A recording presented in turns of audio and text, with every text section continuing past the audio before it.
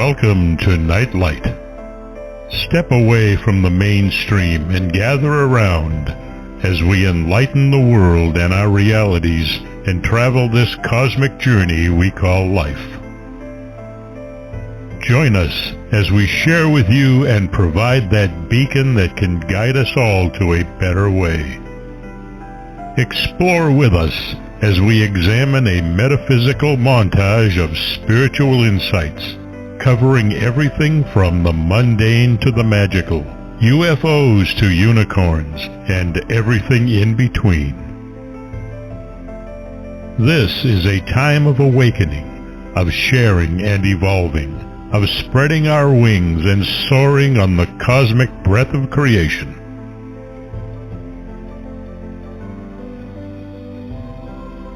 Come and join with other light-minded spirits as we weave our lights together to seek understanding, enlightenment, and with a little luck, some wisdom. This is Nightlight, a reminder that you are never alone.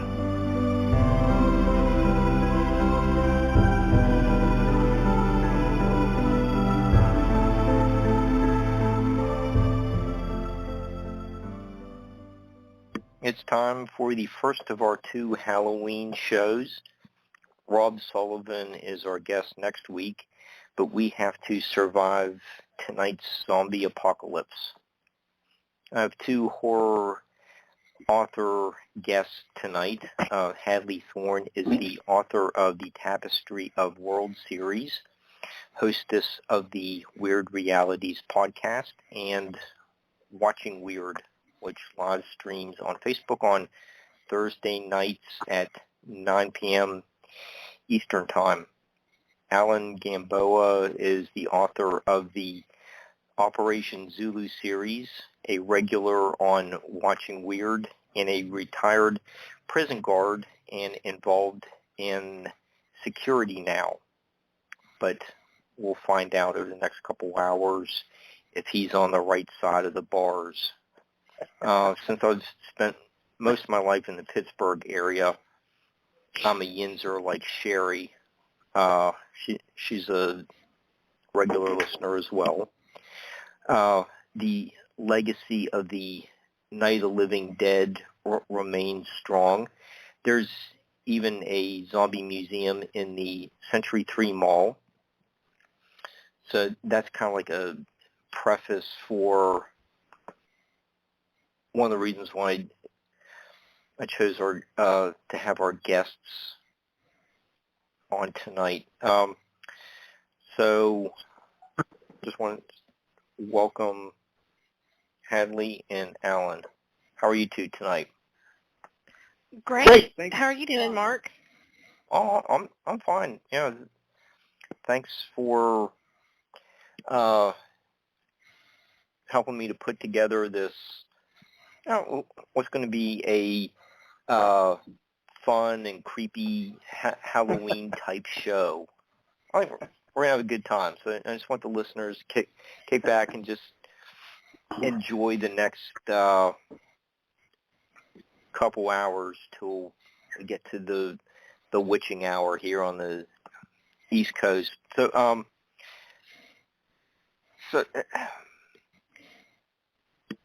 maybe we should just start off by talking about your group of friends in the Watching Wyrd, and you have a nice group of friends, colleagues.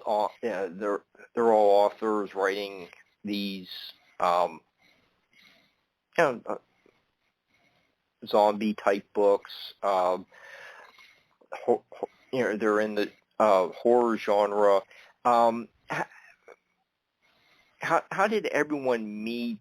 What are you doing on the Watching Wyrd show? Just give us a little bit of background about. We all met at a truck stop.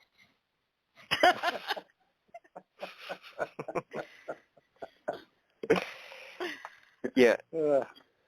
Yeah. It's a very I'll be talented nice. group I'll be of nice. people. Well, it's kind of, I hate to say weird, but I'm probably going to, how we all kind of met. I don't know how I got to talking with Jamie Hernandez, and we just kind of hit it off. We were both publishing our first books around the same time as independent authors and women in the apocalyptic type genre. We just kind of bonded. And she introduced me to Alan, and from there, Alan has introduced me to everyone. So that's one side of things. Alan and Jamie are the ones who've connected me with all the authors. Then, like, a lot of the ladies on board, Finley, Morgana, Jen Salmons, they're friends of mine that I grew up with. I've known Morgana for about 20 years. So we've studied the occult, metaphysical type things together, off and on for probably 20 years. Jen was my best friend my senior year. Then she moved off to Chicago, and we've stayed in touch ever since. And Finley and I, again, she moved to the small town where we live when we were probably about 14 or 15, and we've been friends ever since.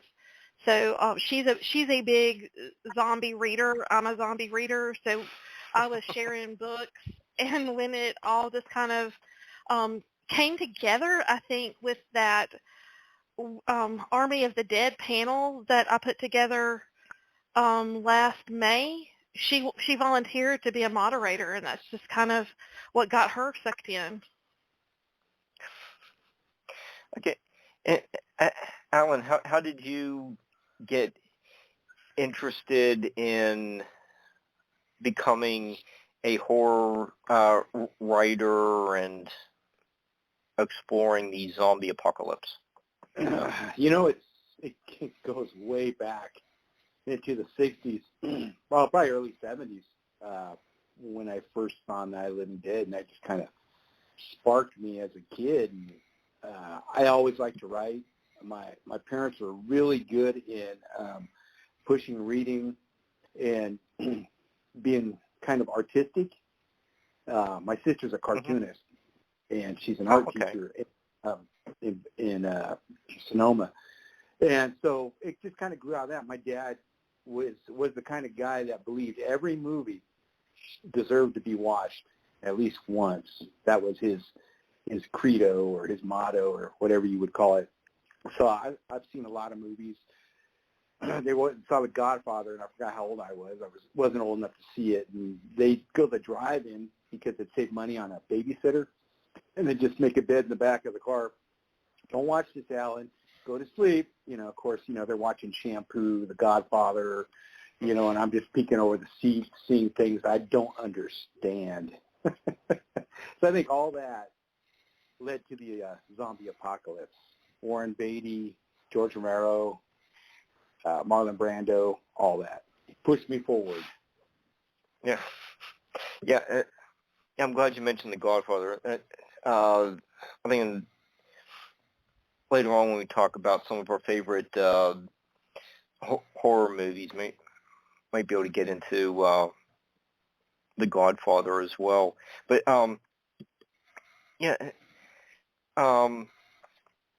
Hadley, you have a diverse background in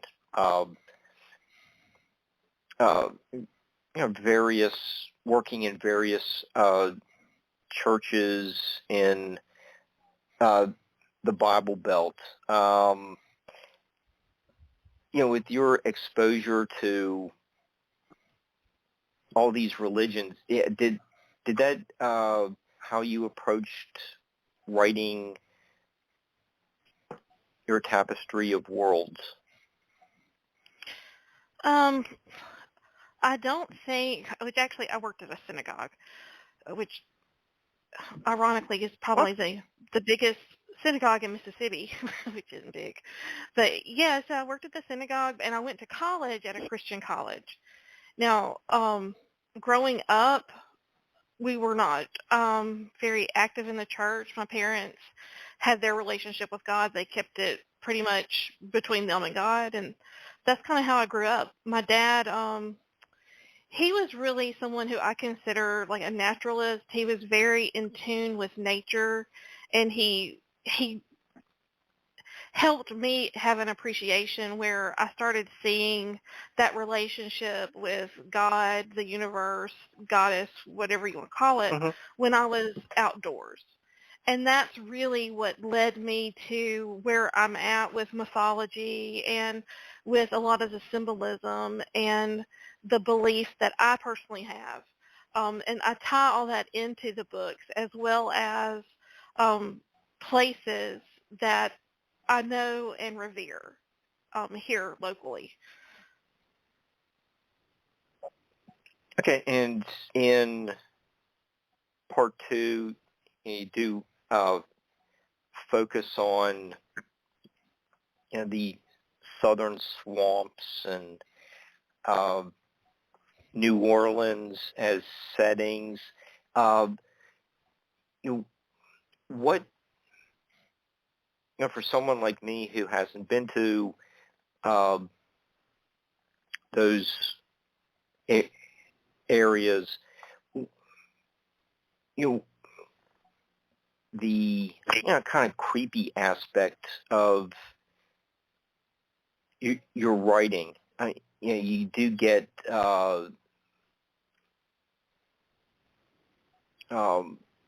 people like John Fogerty writing a lot of those classic Creedence songs, based on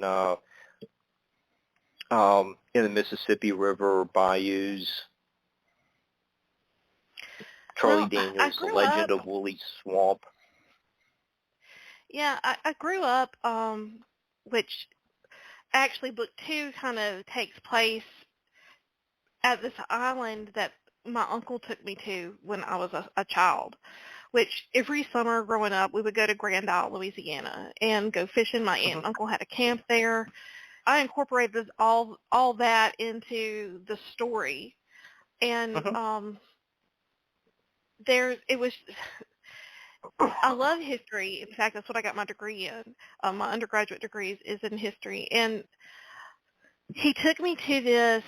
It's like I guess an old abandoned Spanish fort that was down off from Grand Isle, and I think they had like a fisheries place where there was like I think it was Louisiana State University, tagged fish and all. That was pretty much all that was there, except for the ruins of the old fort. And there was like some wild horses on the island. It was just a magical place. And when I was thinking about kind of what would be different, but somewhere that I knew that I could appreciate, that's just kind of where it came up. And growing up going to South Louisiana, it is a creepy place. I mean, it's beautiful and it's haunting, and it has a feel, almost a tangible feel to it that is undescribable. Just driving down and you see these fields and fields of, sugar cane, and then, there's like this old craggy tree, and everything's like in a certain color palette. It's just very it's a very different place. And then you have New Orleans, which is a whole different place all its own. I mean, New Orleans is like another world. And you go down there and it's like you just slip between a time, one minute you're in modern day, and then you turn down a street and it seems like it would be perfectly normal to have gaslit lanterns lighting the street, and you can very easily imagine a vampire or something creepy around the corner. But it's a character in itself. It paints the story. You do get a lot of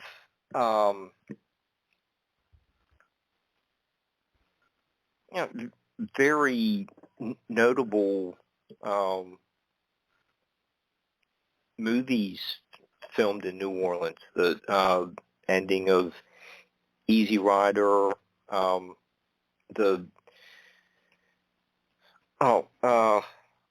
Interview with the Vampire.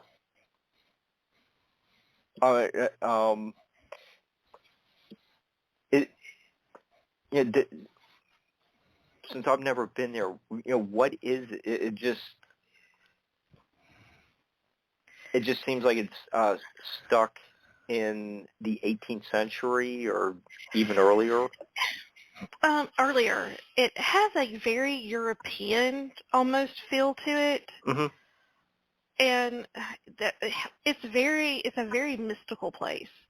And there's a feeling of otherworldliness when you walk the streets of the French Quarter that you owe it to yourself to go at least once, because there's no other place like it. Don't go during Mardi Gras, but go down there, and I mean, it's really just, it's an amazing place.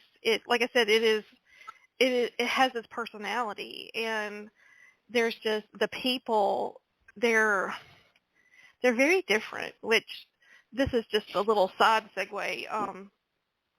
South Louisiana in itself is a character. When I lived in Lafayette, Louisiana, my next door neighbor was a professor of, I think, French. He was from Canada, and he was telling me that a lot of these professors had come over from France to study the Cajun French because it was the closest thing to what they were speaking in France in the 17th and 18th centuries that was still around today. And people down there speak that language, and it's like I said, it's just like another world. It's like going to another country or even another plane of existence. It is just magical. Some people love it, some people hate it.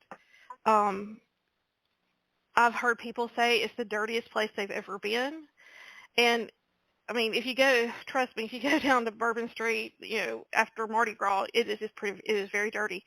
But there are people who they go every year. It's something once you get it in your blood, you want to go back. Okay. Alan, in your series, is there a place like New Orleans that where you set most of your works, or is there a place that really inspires you? It's set mostly in between Arizona and California, mostly around there. Lot in Southern California. The last book I wrote, Salvation, it was set in Arizona and Nevada. I live in Nevada, and I love the desert area. I never thought I would, because I spent 20 plus years in the redwoods, and I right by the ocean, like 2 miles from the ocean. I look out my back window and I see giant redwood trees, and it's just a beautiful place to live, but it's always gray. So it was a big change moving here to Nevada, and there's beauty in the desert. One of my kids says it looks like the background of Fallout, the video game. But to me, I like it. I like the seasons. It snows. We get the heat. We get all 4 seasons here. So I'm probably going to be setting most stories in the desert area. Most of my books are in a desert area anyway. I like to write that. I wrote a little bit in the redwoods, but it's just so isolated, and my stories are big as far as what's happening. They're basically chase stories when it comes down to it. But I do have some ideas for some horror stories set in redwoods, because it is a place that can be it's very beautiful, but it can be very scary. With these, go ahead, Alan. Oh, I said it's no snatch, but anyway. Sorry, that's a takeout from Weird Reality. Sorry. Yeah, the shows just blend. But with just talking about these chase stories. Hadley has a prepper group. A lot of these other zombie shows have basically other types of preppers. What are some of the variations of being a prepper other than going to the Winchester? Oh, that's my version. Yeah, mine too. But are a lot of horror writers just looking at this is really something that you need to know to get through the challenging times? Oh, yeah, I think a lot of writers, I don't, because that's not what my stories are about, but I think, and I know a lot of writers, that a lot of them, they put their prepping experiences and stuff in their books, kind of, Mm-hmm. yeah, because it's, whatever can happen. I mean, look at the supply chain right now. Right. So it's always good to know, and it's good to be prepared. I mean, you can't be prepared for everything, no matter who you are. I believe something's going to bite you in the ass that you forgot or just can't deal with, But when the zombie apocalypse happens, you're going to have a lot of people, a lot of diabetics, a lot of people with thyroid issues, a lot of other health problems die off quickly because they won't be getting their meds that they need. And, that comes into play in a lot of stories. But there's going to be a lot of people that won't make it, me included, because I'm just going to curl into a ball and cry like a little baby if it happens.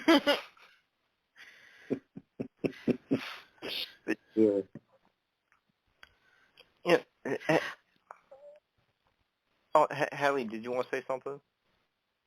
Well, I was just going to say I've been preparing for the zombie apocalypse since the 80s, and the COVID-19 pandemic has ruined it for me. I decided we're all going to die. The boring apocalypse. Yeah, exactly. Yeah. Hadley, you have some of these what to call it, like these nanoparticles to activate something. What was that in your running and gunning? Why can't I find it? Neurotechnology. I'm sorry. It's just basically, I tried to find something that could kind of explain a shamanic experience to the average person, where they could kind of identify with it on a level that seemed more tangible to them. Which, I study shamanism, and I've been studying the occult for, probably 30-something years now. And it was just, like I said, a way to bridge that. It's all possible it's scary what's going to happen in the next 10 years with technology, but I think I saw where Elon Musk was saying in the next 10 years we'll be able to communicate without speaking, which I guess we already do if you look at our cell phones, but basically there was something that we could put to our brain that would send out these messages. That's going to kill you, Hadley. That's going to kill you not being able to talk. I know. You too, Alan. What are we going to do? All right. Yeah, definitely. But, it's like I hear things that's kind of in a weird way, kind of how I got the idea about Weird Realities was my friend Gracie and I were sitting around talking about weird stuff that makes us think, and kind of weird thoughts and weird experiences that other people have that just kind of make us want to learn more.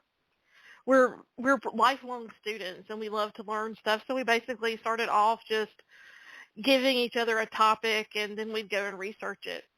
And that's pretty much what started it all, that and looking for a platform as a writer to kind of get my name out there. And it just took on a life of its own, which like the nanotechnology is one of those things that just, kind of you hear about it, you get curious, you just go read up, and then it'll turn up somewhere when you're least expecting it. There it is. Yeah, and Hallie, since you just mentioned, you've done some studying of shamanism. Do you take a religious angle to it, your works, like some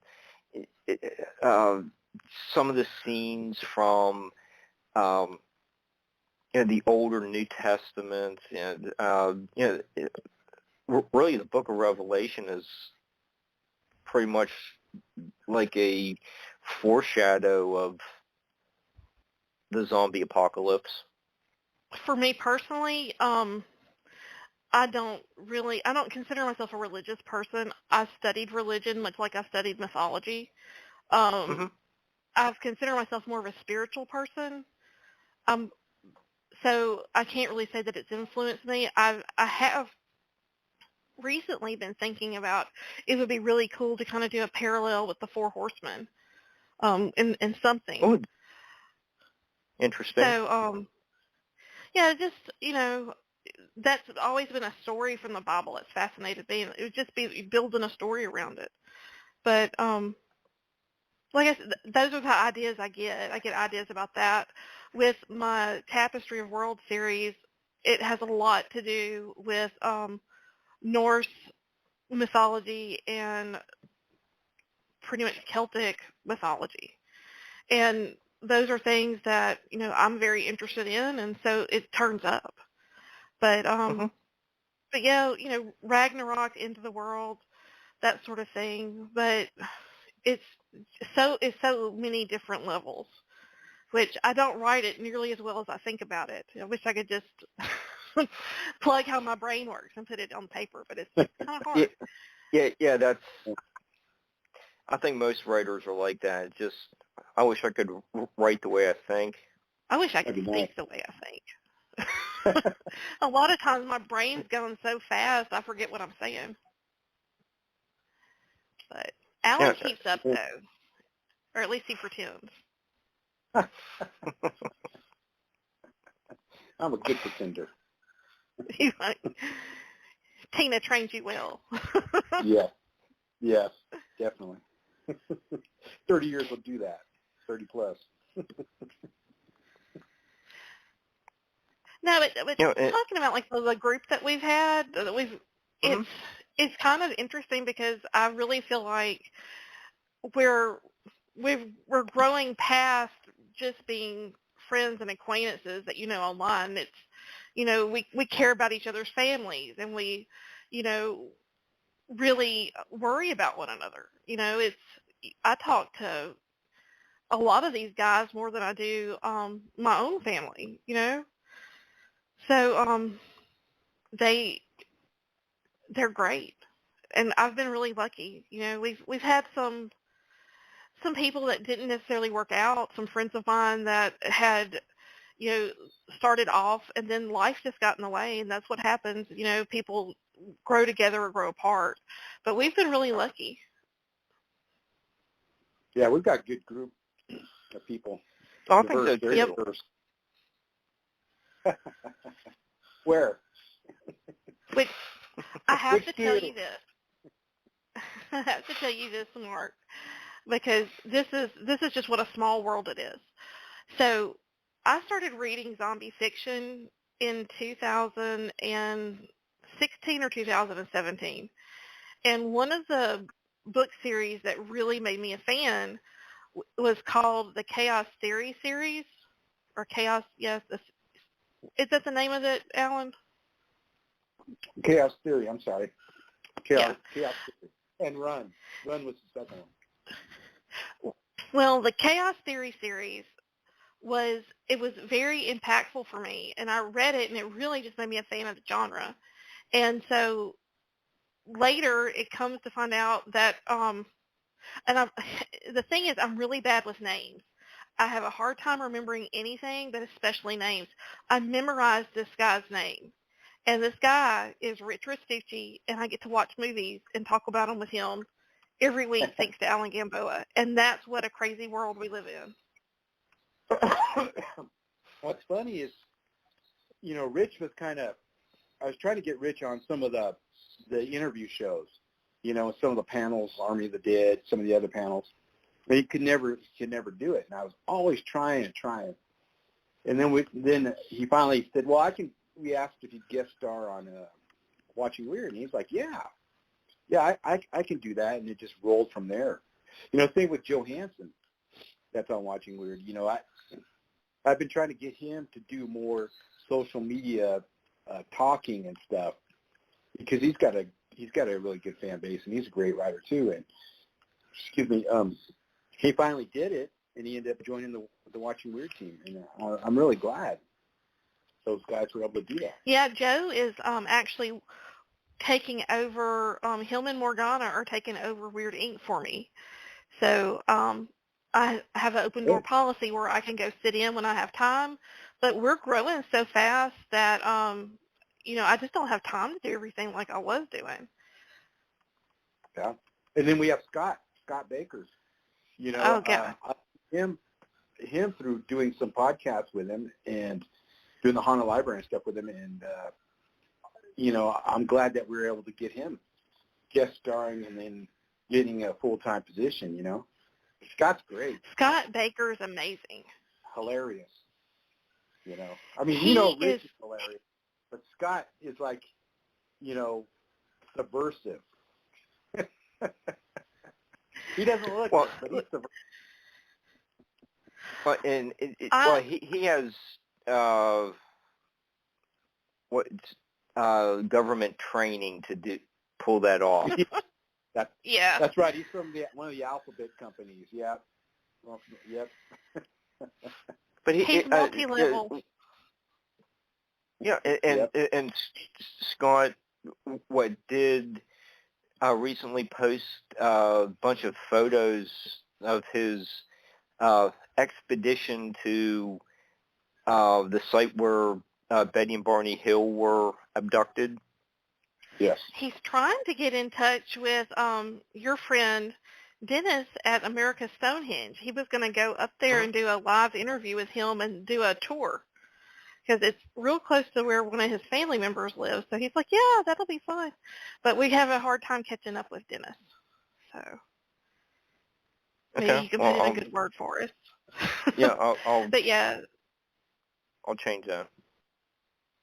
Well, Scott is amazing, and he often brings just a whole different view to what Watching Wyrd is. I mean, I'm a nerd, and I love to watch films, so that's what I bring. Is I'm just fangirling, But Scott's actually smart, and he actually talks about it like in film speak. So he's also got a very dark, twisted horror fandom that I just don't even understand. Like I said, was it Hobo with a Shotgun that we watched, Alan? That I said it felt like we watched two different movies. Yep. We were all in agreement except for Scott. Scott liked it. Yeah, he had all the smarts to think about it. Yeah, that was his kind of horror humor. So but we have a real good time. Yeah. Mm-hmm. Yeah. It's And a good that's, idea. that's what I try and tell everybody is if we're not having fun, we're not doing it right. When it becomes, too much, take a break. That's why we have so many people, is so that no one person ever feels too stressed out. And I think it's working. I look forward to the stuff that we're doing, and I make an effort to try and be there. But I know that if I don't, the world's not going to end. And I think that's important for everybody to understand, is that family comes first. That we are always are going to be understanding of something coming up, and that that's what again makes it more like a family. Right. Well, what Scott discussed last week, or one of his, the points he brought up last week was he went to George Romero The museum. yeah, and George was doing all this meet and greets and signing autographs and VCR tapes and whatever else they had for sale there, or people were bringing their own copies, and he's spending all this time talking with his fans, and the promoters were like, hey, line just keeps getting longer and longer, kind of needs to speed things up. And George just kind of put the promoter in his place and said, these are people who want to be here and have me answer their questions, and they're my fan base. I want to connect with them. And I think Scott's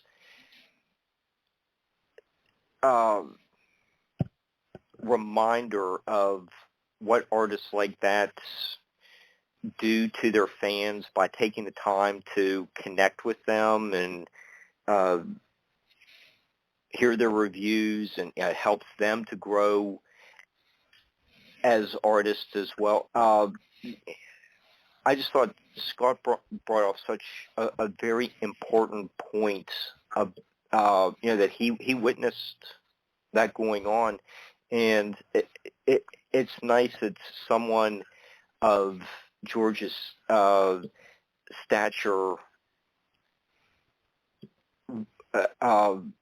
spent that much time talking with his fans. It's a nice little insight that provided for the viewers of last week's show. Well, I think... Go ahead, Alan. Oh, go ahead, Hadley. Go ahead. I was just going to say that one of the things that I've found with indie authors is they really do appreciate the people who are buying their books. And I'm not saying that authors that are working with a publishing company don't, but indie authors, it's kind of like a buy local kind of thing. You're supporting somebody's family when you're buying from an independent author. No, definitely. And it's just as easy to piss off a fan, accidentally, not, inadvertently, by not responding. I had an email from a fan once with a series that sat in my folder for like 6 months. I didn't even know it was there, and I was just going through my spam, and there it was. And I wrote them back, and then they never wrote me back. But I felt bad, because I didn't want them to think that I snubbed them, because anybody who writes me, I'll write them back. I'll talk to anybody, that wants to talk about the books or anything.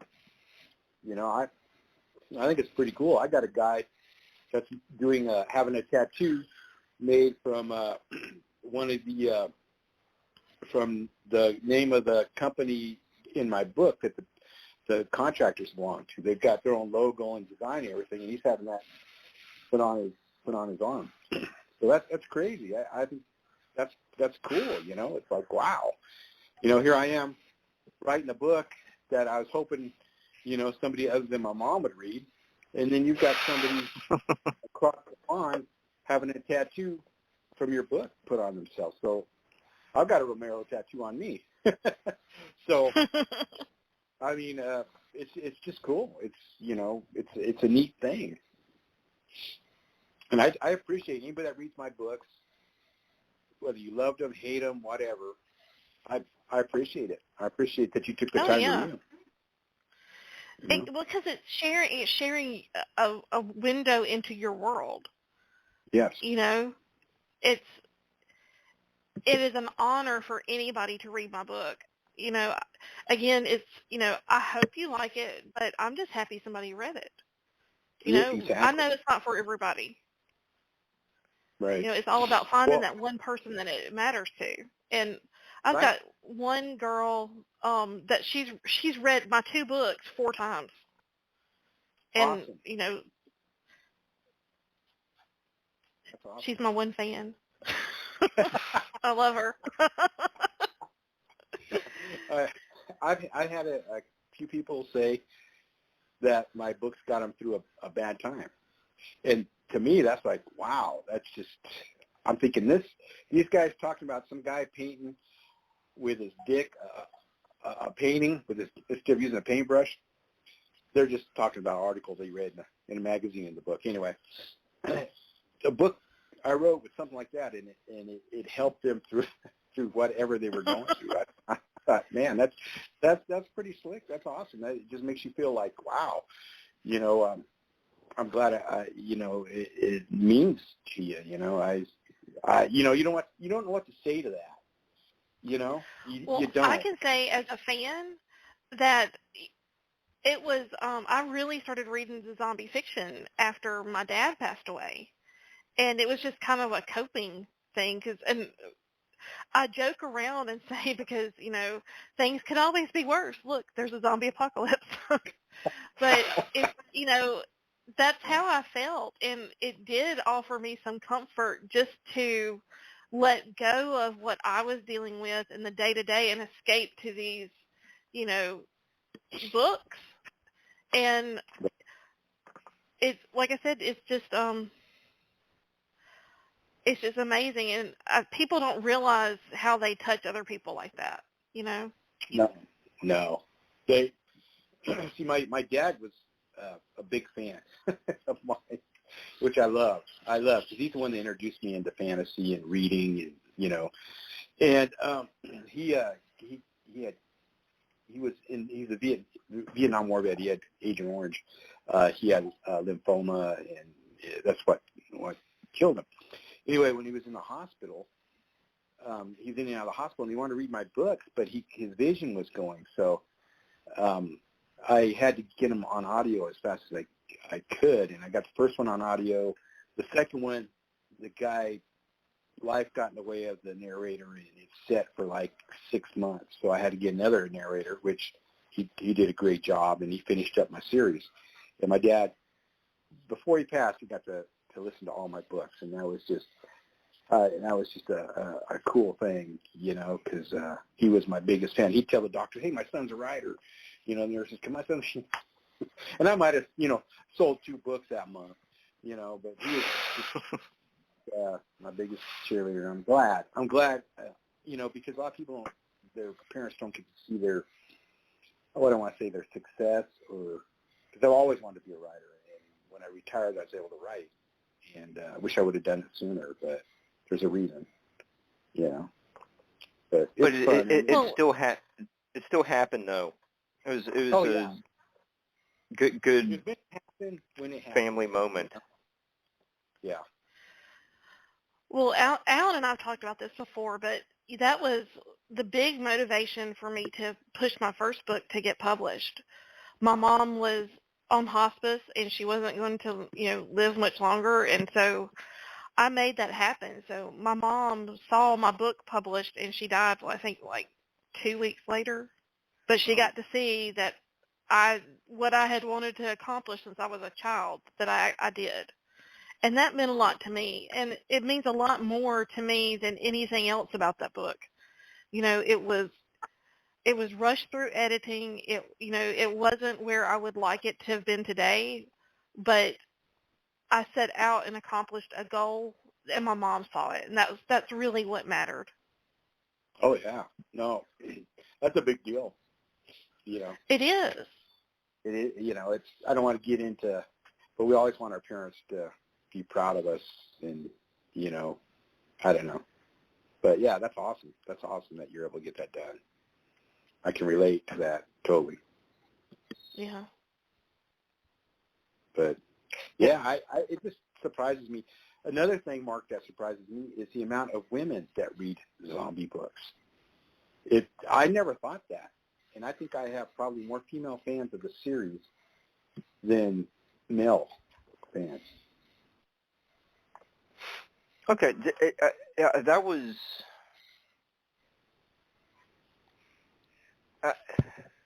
It seems like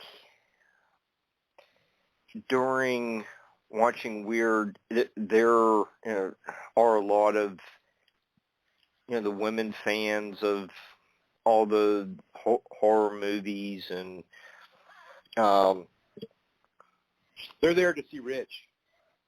Yeah, they're there to see Rich and Alan. Rich is our he pulls in the women. Well, but you do have seems like a large female fan base. One of I did jot down and I was like, might as well ask it now, which could eventually dovetail into a similar question, but what do women writers bring to the horror genre? How do you want to start? Well, I'll say, like, with Jamie Hernandez, who is a best-selling Amazon independent author, Jamie really brings in the family aspect of it. So it's not just a zombie apocalypse with you and your best friends. It's a family that is trying to get back to one another and the struggles that they have as a family. And I think that she's done an incredible job doing that. And I think that she touched on the pulse of something that not many people had done before. I'm not going to say it hadn't been done before, because maybe I just didn't read that book, but I have not seen it done before. And I think that's refreshing, especially, like you said, when you have so many female readers. But the irony to me is I think most of Jamie's fans are male, at least the ones that I've seen. But, I mean, she's incredible. But females just have a different take on things. Yeah, definitely. I mean, she hit it out of the ballpark with that series. I mean, from first time I read the first book, it was like, oh man, this is great. So it's well deserved. It's not just, you should read this. It's a good book. It's a really good book for a first time writer. Jamie's awesome. On the ball. Yeah, definitely. I do have some strong female characters in my books. I don't have the women tripping over their high heels and screaming for help, or watching as a man gets bludgeoned or eaten. So I do have strong female leads. I mean, there's a male that's the lead of the series, but a lot of the co-characters are strong female characters. Okay. Here's my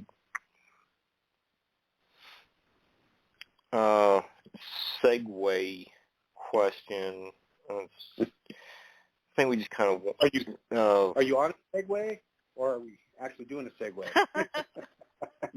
Doing a segue. I don't know what I'm talking about. It sounded like the right word to use. It's all right.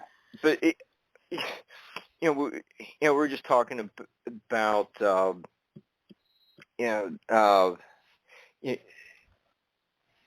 family members, just finally, got to see, the published work,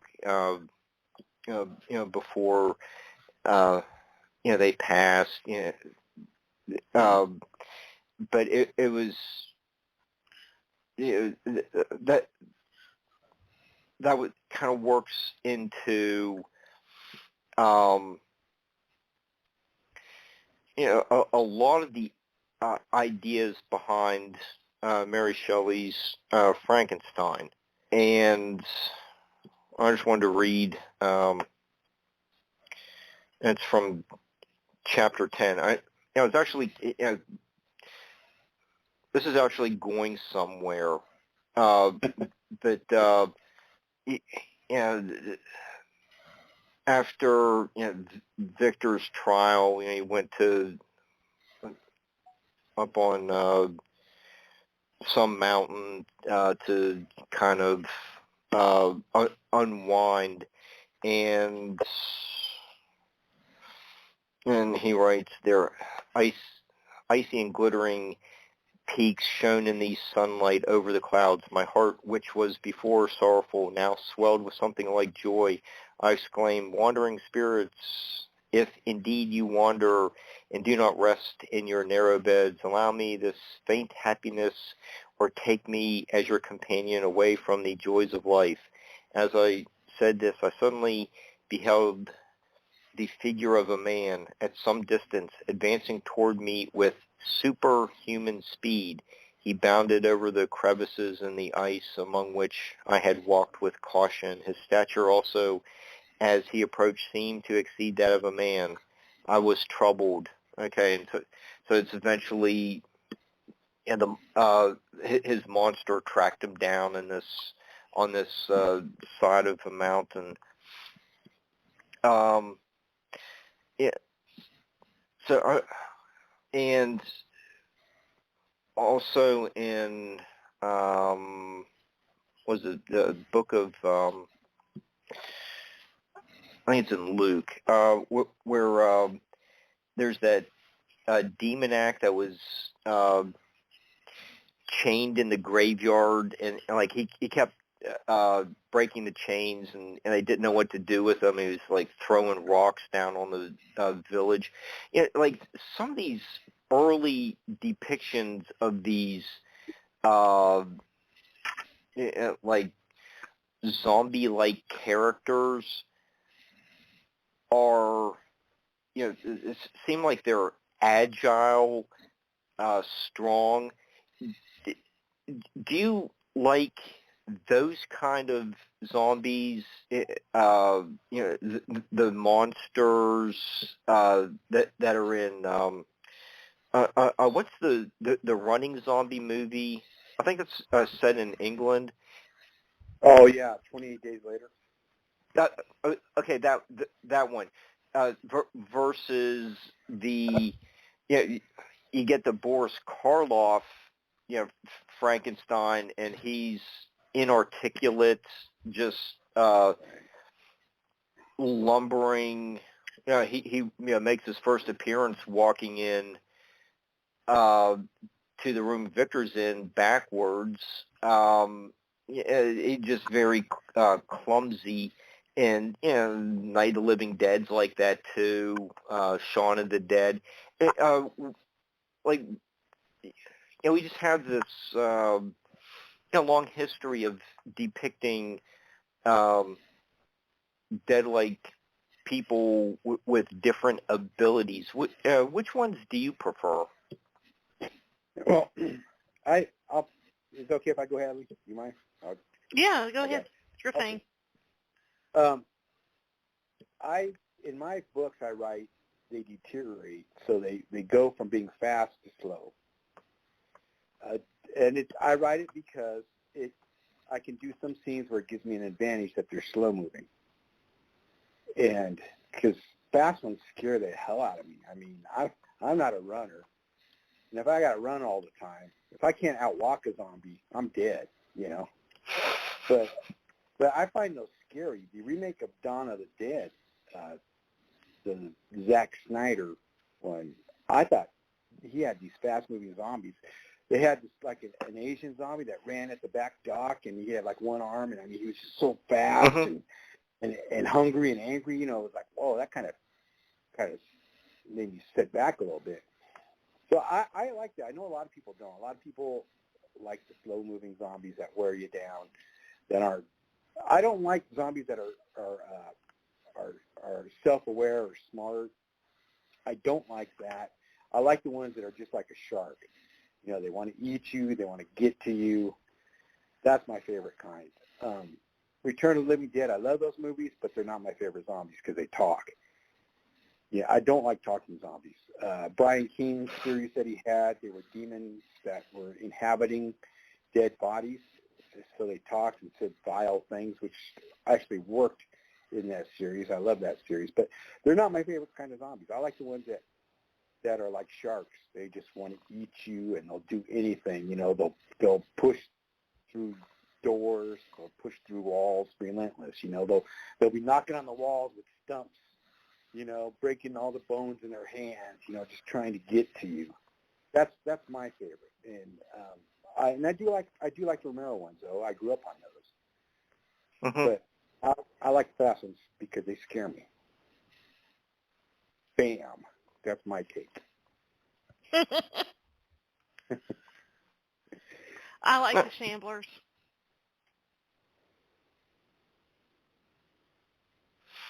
Shamblers are good. Yeah. It's I think it just goes back to childhood. Like, the thing that terrified me about the zombies was that no matter where you went, no matter, you know, what you did, they were always coming. They weren't, you know, they didn't get tired. They just, it was inevitable that they would find you and that they would, you know, make you one of them. So there's probably some whole psychological thing wrapped up in that for me, but we won't unpack that tonight.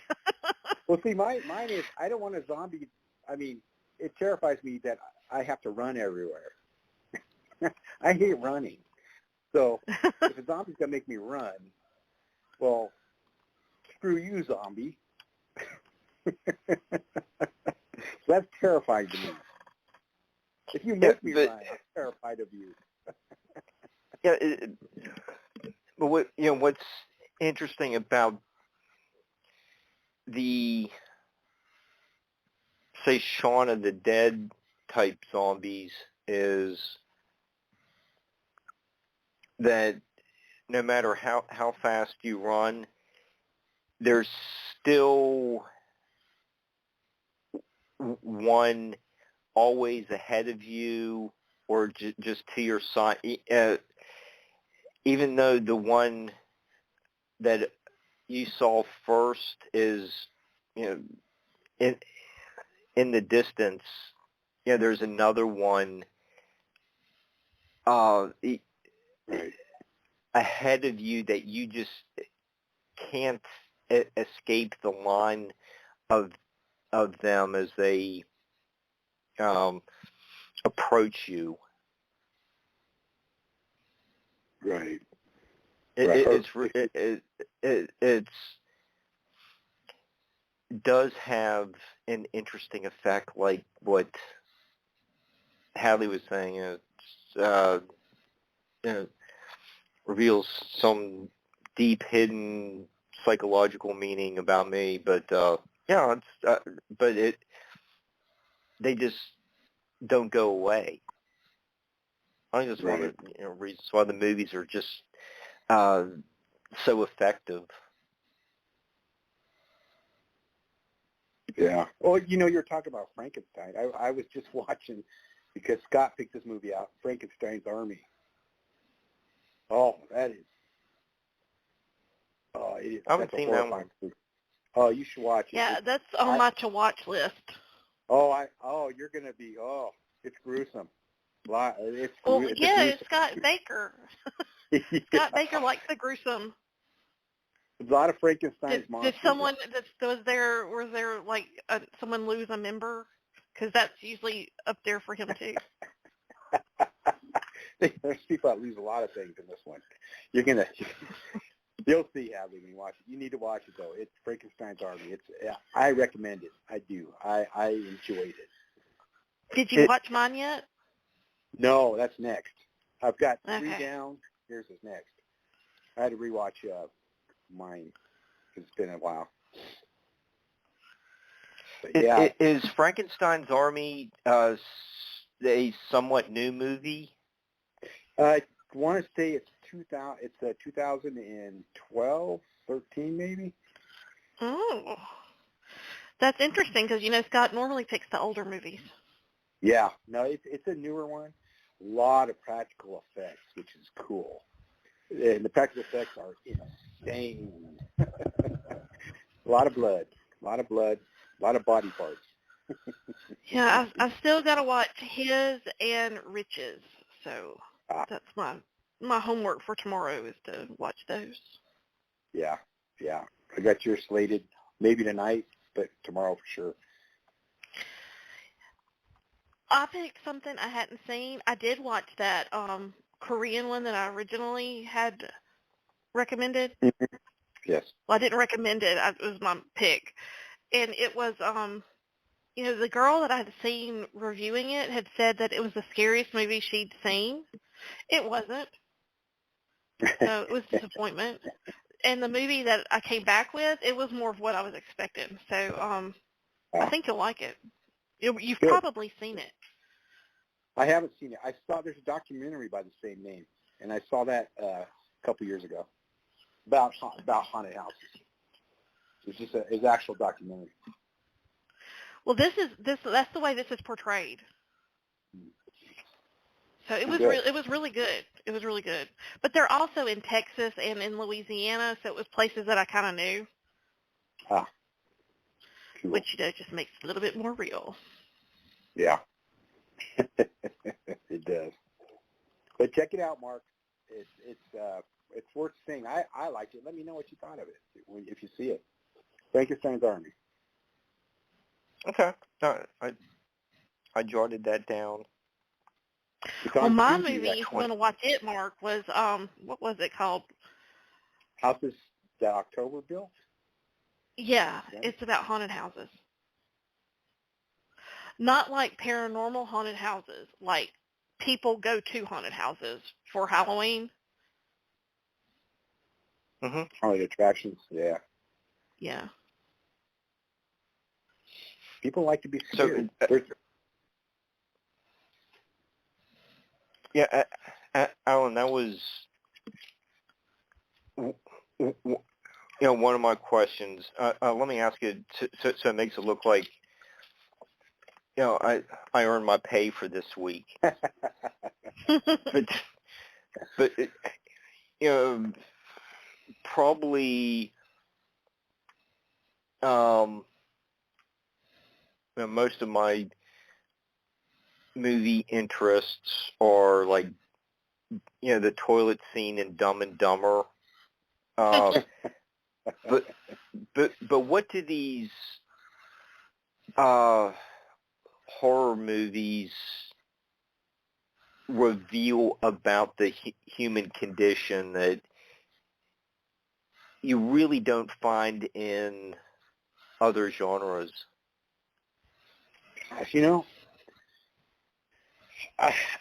What I pull out, I'll just take this movie, for example, that I just watched, that the humans can be more monsters than the monsters themselves.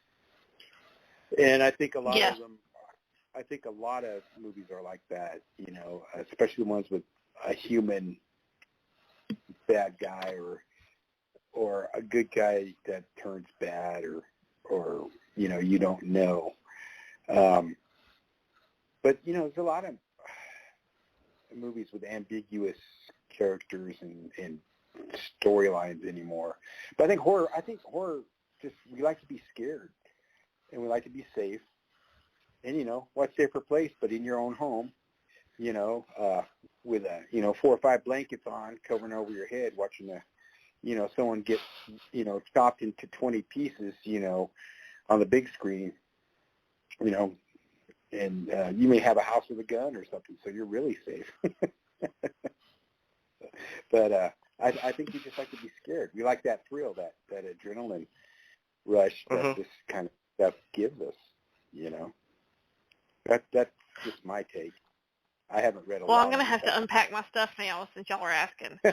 I think that the zombie genre offers a lot about, one, mass consumerism, and two, I think it has a lot to do with conforming and people being forced to conform in order to fit in to society. And that I think this is more about what I think is it's about people forcing you into their narrative and to fit what they think is normal and losing your individuality. Dang. I told y'all you didn't want me to unpack my bags, but I was just gonna say it's cool to shoot dead things in the head and be able to run through a mall and get whatever you want. That's how simple I am.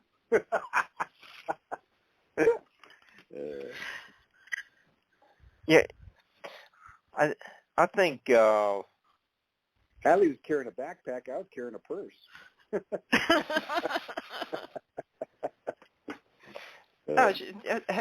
Hadley provided a very insightful answer, and an example that I thought of while Hadley was unpacking her bags was like Pet Cemetery and dealing with when the the mom, Gage's mom, had a couple confrontations with Zelda, her sister, and those were some of those scenes where I thought Stephen King did a great job putting that in the book, and the screenwriter for the movie included it, and I thought it was shot very well. It was just a really effective part of the movie. But I think there's probably a lot of children were put in positions where they really shouldn't have been, and they're dealing with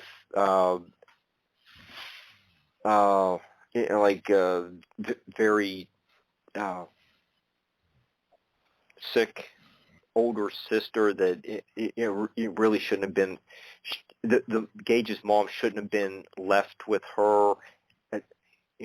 As a child, it really should have been handled by an adult.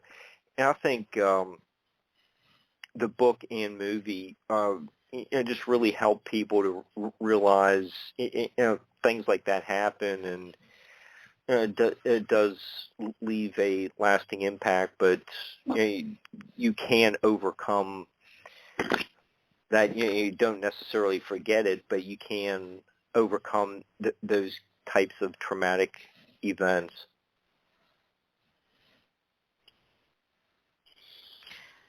Stephen King is just a master. I mean, he has this look at things in a different way, but we can all relate to him. And it's really like what you hear so many musicians from the 60s and 70s say about Chuck Berry is he had just really simple songs about cars and being at the soda shop and with the cute girl after school. Everyone can relate to him, but that's what made Chuck Berry. All of his songs are just classics. It's like, yeah, I remember those days. I had an experience just like that. But Stephen King does the same thing. Christine, and having your first car. This is a question maybe y'all can answer. I was thinking this earlier today. Is there another author that has had this many of his books made, or is it just Stephen King? What, made into movies? Yeah. No. I don't think so. I don't either. We need to talk about that sometime, because that's really interesting. I don't know of really any other authors that have written as much as he has. Yeah, I think Dean Koontz is close, but I think Koontz is, and he made a couple of movies, but not with a success rate, I should say, that Stephen King has had. Because when you look at Carrie, you look at we did Salem's Lot the other night, all the way up to The Shining. Yeah, The Shining, which that's had a two whole other different thing. versions of The Shining. 3. Yeah. Dr. Sleep, Kubrick's version, and the TV version with Tracy Lords. Probably put out a lot of books, but you're right, movie-wise. I can think of Phantoms. What's that one? The Watchers one? The Watchers. Intensity. Intensity. The one where the kid sees dead people and Odd they made Thomas. a movie with Odd Thomas. Yeah. Thomas. I like those. Yeah. I like in Dean the Koontz. movie. Yeah. The movie Odd Thomas is. Yeah, at the end, I got to tell you, I teared up on the end because the actor, he just died like a few months before I watched it. And so, he's not dead. He was so good, too. Yeah, but his girlfriend is. And it's like, oh, that's just sad. He's dead. And that made me tear up. Not the part that his girlfriend was dead, but that he is in real life. But anyway, I like Koontz. I don't think they've had a translator from his books. They haven't, and it's really a shame because he's had some great books. Yeah, I mean, Phantom was okay, but it wasn't as good as the book. And Watchers just sucked. It was. And the book was so good. Yeah, I agree. Well, and Stephen King had that adaptation of Shawshank Redemption from a novella, right. And that's probably Shawshank is probably one of the most beloved movies ever. I'm sure it is ranks up there with Silence of the Lambs as one of the best movies made in the last 25, 30 years. But there was The Green Mile. What was that? Yeah, The Green Mile's another one. But what was that? The other Stephen King short story that was based in that manufacturing warehouse with the giant rats. Oh yeah, Night Shift. It was in the Night Shift short story. Yeah.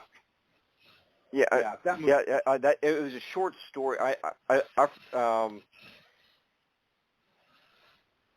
saw it the one time, and I just kind of wanted to forget that I saw that. But that one wasn't one of the better ones. But that was one of King's movies, or the adaptations of one of his books that are short stories that did, probably a lot of people do forget about that one, but you would need to add it to the list of movies that were based on his works. Well, he did. Oh yeah, What was it? A lot of them like that. Skeleton Crew? Was that one? I'm reaching way back. That's the one. It had the monkey with the symbol toy on the front cover. Oh yeah, that's right. What was the name of that movie? It was. Was that it? What was Skeleton? What was that one? Monkey Shine. They made the movie Monkey Shine. Was it Monkey Shine? And then there was one, The Cat's Eye. Remember that? And Firestarter. Firestarter. That was. I didn't like that movie. I went and saw that. Well, it was not. What was the one? What was the one that it had Christopher Walken in it? Oh, The Dead Zone. Zone. The Dead Zone. I mean, he said there's so many. I mean. Mm-hmm. Was Cat's Eye the one with the guy that had to walk around the outside of the apartment building? Yes. And that's similar to, or a scene that scene was similar to that room 1307 or something like that. Yeah, and Thinner was another one. Yeah. I mean, with the probably dozen movies that we all just reeled off, I don't know if there's any other author that has had that many movies made from his or her books. No, I don't think so either. I mean, there's books that have been remade and remade and remade, but I think you're right. I think he's had the most success. Because you can look at I Am Legend, the original book, and Night of the Living Dead was based on that. The Omega Man, I mean, it's been remade probably at least a dozen times in different shapes and forms, What was the one with the trucks? Oh, yeah. Well, actually, it's called Trucks. But, yeah. Overdrive. Was it Maximum Overdrive? Maximum Overdrive. Yeah, I think that's it. Yep. But the short story was actually called Trucks.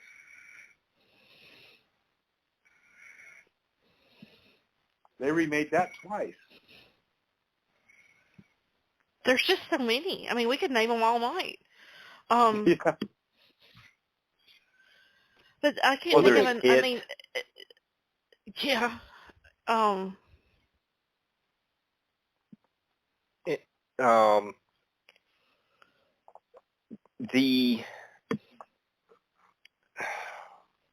What's the clown one in the sewer? It. Oh, that's it. Okay. That's it. Well, and he did that 1960 me. Something on Hulu. Oh yeah, and Castle Rock. And 1922 on Netflix. With Thomas Jane, yeah. And then that horrible one about the cornfield. Not Children of the Corn, but it's on Netflix. It's that was remade. Oh, it's the one with the rats. No, it's the one with the stone. There's like a stone, an ancient stone that has this power, and it draws these travelers into it, and they're stuck in this cornfield. I can't remember the name of it. It's horrible. It's a horrible. Graveyard Shift was one that was based on one of his short stories. Yeah, that's. I think I had that. Yeah, that's one with the giant rat. Okay. Oh, what was the one with the werewolves? Silver Bullet. Silver Bullet. Yeah. Yeah, and we can't forget Dolores Claiborne. Yeah. Oh yeah. Yeah. Under the Dome. Needful Dolores, Things. Yeah, Needful Things. The horrible movie. The book was better. Called Cell. Yeah, and he did that Dreamcatcher one too, that had Marky Mark's brother in it. That's right. I forgot about those. Yeah. I had high hopes for Dreamcatcher, and was sourly disappointed. I say sourly on purpose. There's parts of it I liked, but yeah, it's not a good movie. It's got a lot of good actors in it. Alan, since we were just talking about it, and you get the clown, which reminds me of that everyone gets pretty unnerved about clowns, and which goes into John Wayne Gacy, and wanted to ask you a little bit about your work as a prison guard, and you had to deal with one very well known criminal. So what are some of the creepy prison stories that you can tell us? Well, I'll tell you. This is my personal experience. I was working first watch one night, which is 10 to 6 in the morning. And I was down in the unit office, and it was just me and this control booth officer that was upstairs. And I'm sitting there filling out my paperwork, and I hear this, "I'm still here," just like that. I'm like, what? What the heck? Made me look around. I look in the rotunda. I'm looking in the holding cells. I'm looking all over the place. Nobody but me. The doors are shut. I look up, and my control booth cop is sitting way across on the other side of the control booth. He couldn't even, if he whispered that, I would have never heard him.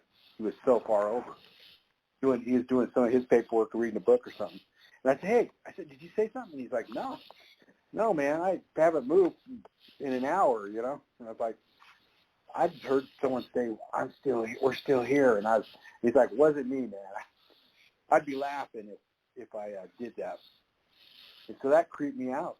I mean, I don't know what I heard, And then a buddy of mine, he was working a control booth one night, and there's an electrical door that goes between the units, and there's like 4 doors.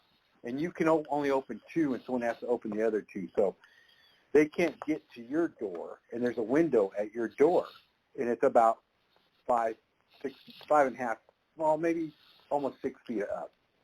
The window is. And my buddy said he turned and looked and saw a face at the window, and he about crapped himself. And he went over there and looked, didn't see anybody, and so he called control and said, "Hey, there's somebody in the electrical chase." And so they sent people to look and everything, and they could never find anybody. And he got teased mercilessly, so he stopped telling that story, and he really believed he saw something. So that's just Alan, what would you attribute the "we're still here" voice? Is that a ghost, paranormal type experience? I don't know, because no one had died in that unit. So I don't know. It's bad energy, maybe. Maybe someone was having a nightmare that night, and whatever energy they had. I don't know. I don't understand a lot of paranormal stuff. I'm a believer in paranormal. I definitely am. But I don't know what drives a lot of it, There's the obvious, someone died, their spirit, whatever. I like you so much right now, Alan. Well, Well, Tina and I are both big believers. We both have had experiences. I've been touched, and I had experience when I was in the Air Force that was creepy, and Tina's had a few creepy experiences as well. So we're both believers that there's something there. But that's the only creepy experiences like that. Now, if you're talking about like inmates, we had a guy in there that he had murdered his mom, and he drove through a drive-through window with her head on the front seat. Oh, my. And the poor workers there, they called the cops, and the cops pulled him over and arrested him, you know. We've had serial killers there. We've had some horrible stories and just some horrible people. You don't want to read their paperwork, but you do because you want to know who you're dealing with. You know, it's smart to know who you're dealing with. But there's just, people are worse than any monsters on the screen. You know? It's just, that's what Scooby-Doo taught me. Yeah, right? It really was Mr. Manson with the followers in the band. Jinkies. Jinkies, yeah. But Alan. So, what was it like having to deal with Charles Manson? He was unimpressive because at that time he was like in his 70s, and he was probably weighed 110 pounds. Very short. I think he's under 5 foot, maybe close to 5 foot. He would just ramble. He'd get pissed real quick. Big racist because he had a black inmate on one side, a Hispanic inmate on the other side, and they were always telling us, let us out, let us out, we'll take care of them, let us out. We're like, nope, ain't gonna happen, man. But he was whining. He would complain about everything. Just not what you would think.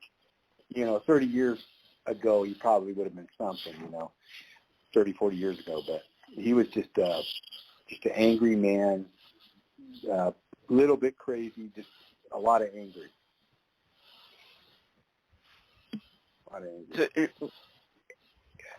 So when you were talking about needing to read about who you're dealing with, did you get some information that? Oh yeah. We in the units we were able to talk to the counselors and get access to their C files, and just it tells you the crimes they did, what they're there for, and you'd read some of their crimes and you're just like, oh my gosh, and it did color the way you looked at some of these inmates, but it was always good to know. We had a guy, nicest guy, black kid that was our porter in our unit, and he was a nice kid. He did good work. Well, we looked into his paperwork, and he had, at the other prison he was at, he had assaulted the prison guards when he was a porter for them with a broom and beat someone pretty bad. So we had to fire him, because we're like, well, we don't want that happening to us, So we had to lay him off, and we were deciding whether to fire him or not. And then somebody came along and fired him, and then he just kind of went. It was sad because he kind of just went downhill after that because that job meant a lot to him. But that was just one of those things, So you need to. My wife had a porter in her unit that was like 3 times the size of her, and he was a satanic devil worshiper for real. He had carved up another inmate on another yard and had his body in his cell for 2 days before anyone figured out. Yeah, it was a big deal. It was a big deal. He had manipulated the body to where when staff went by and counted and stuff, they couldn't tell he was dead. And she had him after that. she had him as a porter in her unit. And she'd be downstairs by herself with him. And she's tiny. So, yeah. And a lot of fighting her though, but yeah. So it's crazy. Yeah, and you know, Manson was saw himself as his own church deity, something like that. Is that correct? Yeah. Oh yeah. He was his own god, you know. But when like I said, when we saw him, he was a different person than you saw, you know, in the media. And then he was just old man coming to the end of his life, just cranky. I'm sure he wasn't a good person anyway. The staff, you know. And we get his mail, and he had a lot of fans, a lot of women writing to him. People wanting his autograph, mostly. That's what a lot of it was, mostly wanting his autograph. Some film company wanted to use a T-shirt with his likeness on them, and they were trying to get his okay. But all his stuff would go to this guy in Southern California that handled all his business. So we get it, we'd read it, and then we send it to the security squad. They'd go through it, do whatever they felt they deemed to be done with this stuff, and then they would send it out, send it back, whatever. But you know, he wasn't supposed to profit off it either. So they were trying to get a handle on that too. We had this kid. The funniest thing I read was this kid wrote him. He was doing a story in his school about icons of the 60s and stuff, and he was writing about Manson. He said, "But I'm not going to give you my home address because you're a killer." And I laughed at the end of that letter. I just laughed about smart kid, you know. I'll give you my teacher's address.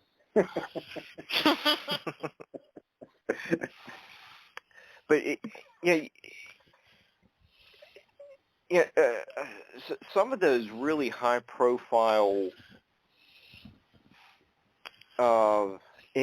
inmates, like Ted Bundy and John Wayne Gacy, they were involved in, there were Christian churches. Obviously, they weren't. They missed. Some lessons. They weren't good reflections of them. But Richard Ramirez was heavily involved with the Church of Satan. Right. Did you find that there was a lot of some kind of faith behind a lot of the diverse religions, that somewhere along the line that they misinterpreted passages or just used it as a con? I think most of them would use it as a con because I think they just wanted to do what they wanted to do. A lot of them find religion in prison, afterwards. Some would get really fanatical about it. I mean, I'm all good for somebody, getting, reformed spiritually, mentally, whatever, but you just can't. At the level I work at, you just couldn't trust it. These are people that were on the last, this is the last place they go. If they're not death row inmates, it's the last place they go. We have some nasty people.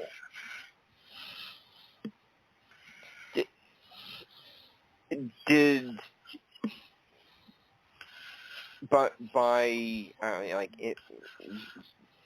through some interaction with these people, reading the case studies, are there some warnings that you're able to tell the listeners how to avoid becoming a victim? Yeah, well, always be aware you're around. Always be aware you're around. Know where you're at. Listen to your gut. That's the biggest thing. A lot of people, that were victims of stuff that should have, done this. I told myself I was going to go left, but I went right instead. I went down the dark alley, or I, parked my car way far away, whatever. Just be aware you're surrounded and go with your gut, and if there's somebody creepy, pay attention to that. Don't just say, oh, that dude's just, harmless. Pay attention to that because, a lot of times those people are. I walked this white supremacist guy out because he paroled, so I walked him out to R&R, which is receiving release, where they go before they're released onto the Greyhound bus and stuff. And he got to the BART station, and he kidnapped a woman and raped her. I mean, the guy was out hours, and some lady going along with her day, and this guy shows up, runs it, and so you just got to be careful. And you can be as careful as possible when you still end up having a bad day. So, just try to be aware of, what's around you, who's around you. And always listen to your gut. Yep. I agree with the gut thing. Yeah. I read a book called The Gift of Fear by Gavin DeBecker, and Yeah. it changed my life. What was so enthralling about that book? He studies people. He's worked for everybody. I mean, he basically teaches that it's your intuition is basically what lets the rabbit know that the fox is behind him. And he gives all these accounts of people who got one of those packages from the Unabomber back in the day, and they would be making jokes about it around the office about, oh, so-and-so got a package, it's probably from the Unabomber, and then it was. Or women who had a really bad feeling when they got to their house and thought they were being silly, and then when they, walk up to their door, there's a rapist there. It was just a number of accounts like that, and he's like, whenever you have that feeling, don't second guess it, just trust it. And it, like I said, it had so much supporting evidence. It's a really good book. I recommend it. Well, it seems like if you don't pay attention to your gut instincts, that the perpetrator already has singled you out.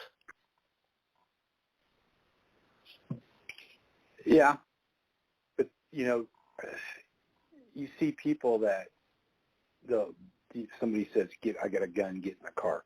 It's like, no, run, scream. Would you rather be shot or would you rather be tortured and killed? I'd rather have a chance to escape than just get in the car okay, or, because, you got to do whatever you can to survive. And even if someone has you singled out, you can still escape alive. You've seen that on with some of these serial killers. Some of these women get away because they fought back, and some men too. They fought back and they got away. So don't surrender. That's my thing. Never surrender when you're in a situation like that. When I worked at a bank, one of the things they taught us was if ever anybody comes in and they try and take you as a hostage, fall out like you're having, like you fainted. And we'd always laugh about if someone ever came in to rob the bank, we'd all fall out. But that people won't drag a weight, a body like that. They're not going to go through the trouble of taking you with them. Is there sheep or is it goat that do that? What are those? The ones that they just fall over. The fainting goat. The fainting goat. You're like a bunch of fainting goats. Yeah. But that would probably freak out the bank robbers. They'd go, oh, what's up? Where are we? Well, which I don't think that you do know this, Alan, but when I was little, one of my dad's friends was killed by a serial killer, and she worked at a bank, and the guy came in. He actually had been in witness protection, go figure, Wow. and he went on a murder spree, and when he was on witness protection, and he went to this bank and kidnapped. Well, he obviously robbed the bank, but he was going to take this little pregnant girl, and my dad's friends, this lady that had hired my dad back in the day, and she said take her, and he ended up killing her. But I mean, you don't ever go with them. You don't ever go, because they'll either have to shoot you there or they won't do it. But don't go with them. People are scarier than Frankenstein or the Wolfman. Because it's real. Yep. And you have a couple, 3 examples of the women who jumped out of Bundy's Volkswagen. Yeah. For some reason, I don't know, it came to a stop sign or something like that. That was their break to get out of the car. I think they one climbed over a guardrail and fell into a stream, but she survived. Yeah, you got to do what you got to do. That's right. Like a wolf chewing off its paw. Yeah. Yep. Coyote ugly. There you go. Yep.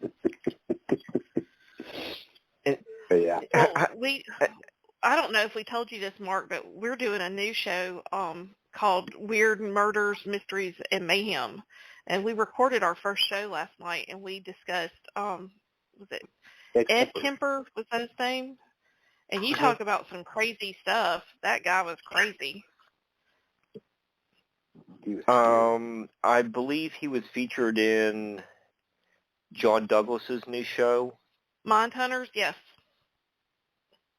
Yeah, I think that the premiere episode aired Sunday night, and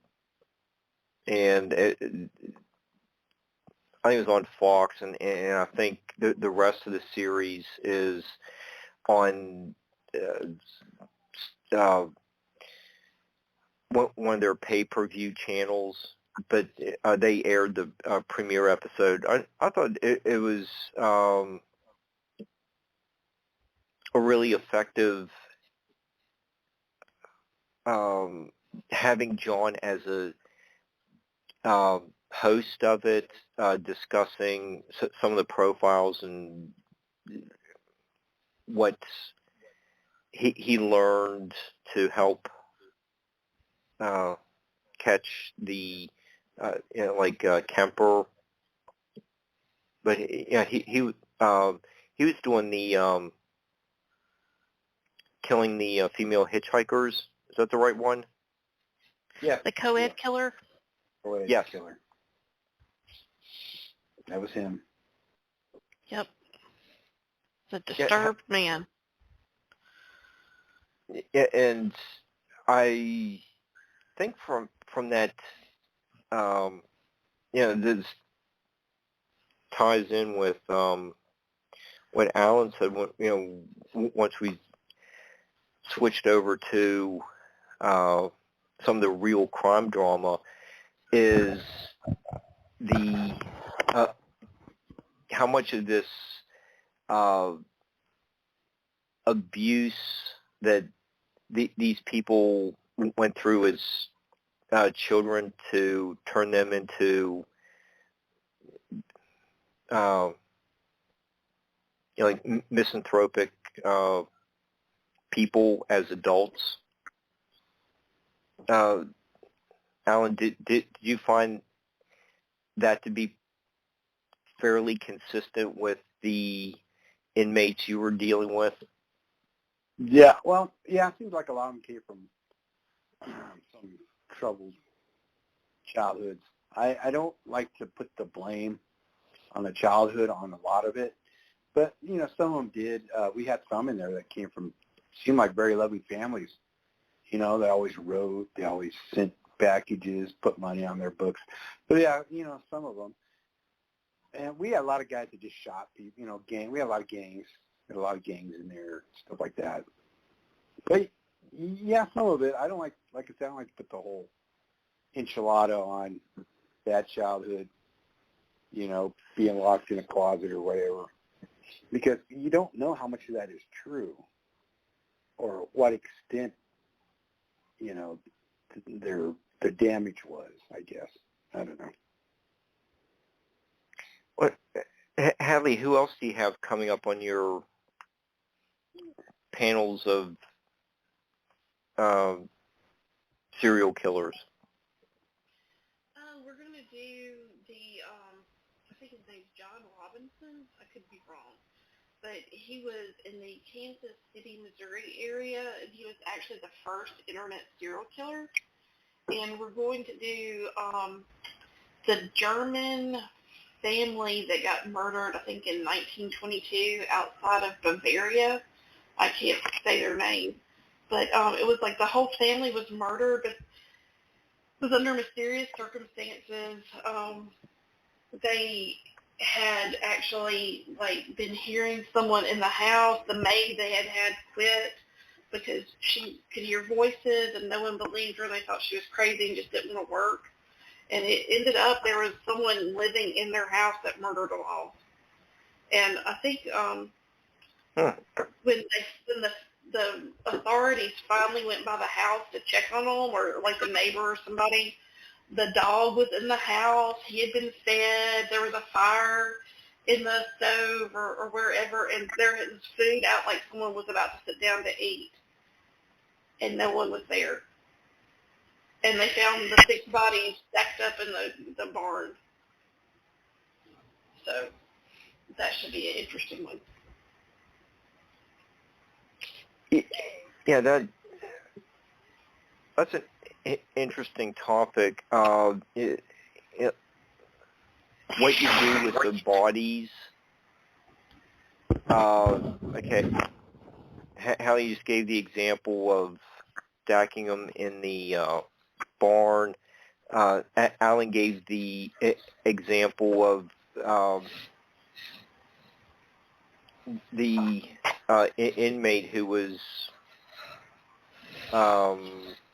positioned for a couple days to make it look like he was just resting in his bed. What was it, the Boston Strangler?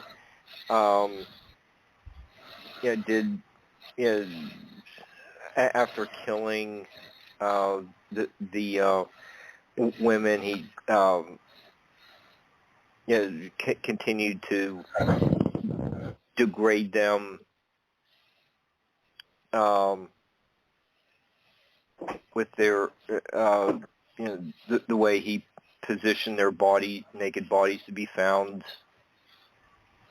That really says there's like a psychology in itself about what the killer does with the bodies.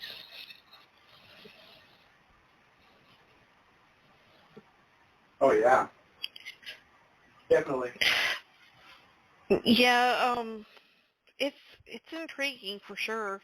That's one of the things that I'm really glad that we have Jen joining us, is because she is a behavioral health professional, so she's got the insight into why sometimes they do weird stuff, just from I guess classes that she took or whatever. But I know, like, they'll say, like, with Kemper, he buried he buried one of his victims' heads underneath his mother's window. So it would be someone who was looking up at her mother. I don't even know. It was just crazy. But still, just weird stuff like that they do is very symbolic and meaningful to some people. And it's intriguing to me.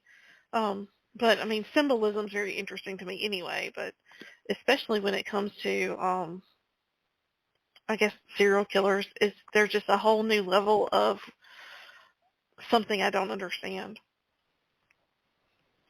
Yeah, there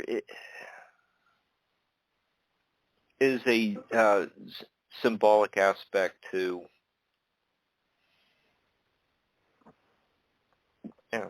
just use the example of, you just gave of placing Kemper's mom's head, or one of the victims outside of his mother's window. There's a reason for it. What does that mean? It is interesting. Yeah, I think that's one of the reasons why those CSI shows are so popular. Is it takes us into a realm that's we only think about or whisper about to like a good friend, or I'm sure a lot of people in the audience are saying, "Yeah, I wondered about that too." What does all that mean? You get that in like the Silence of the Lambs with the butterfly.